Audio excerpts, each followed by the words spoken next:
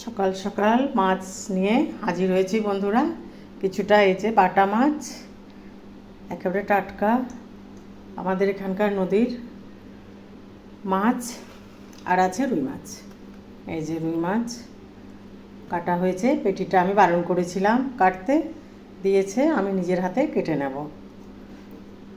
আর এই রুই মাছ এতগুলো রান্না করব না, কিছুটা রান্না করব, কিছুটা আবার ফ্রিজে রেখে দেবো, রান্না করে আবার শেয়ার করব বন্ধুরা।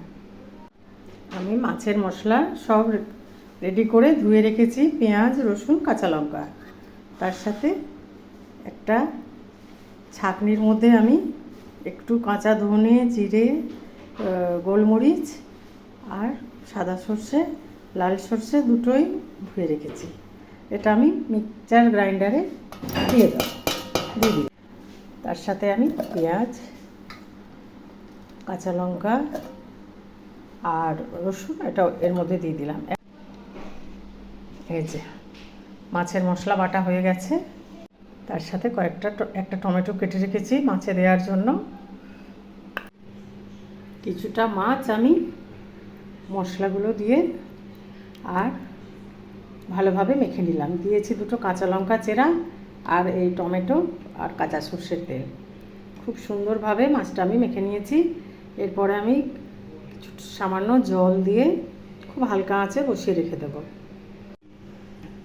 আমি জল দিয়ে দিলাম, এরপরে আমি ঢাকা দিয়ে রেখে দেবো। নামাবার সময় মাছ ভাজার জন্য দুটো বাটা মাছ আমি লবণ, হলুদ, সামান্য একটু মশলা আর হালকা সর্ষের তেল দিয়ে মেখে রেখেছি। এই দুটো মাছের আমি ভাজা তৈরি করব।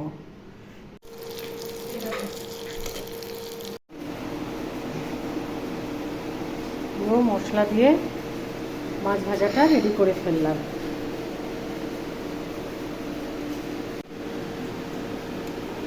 বন্ধুরা, মাছের ঝোলটা আমার কি সুন্দর রেডি হয়ে গেছে।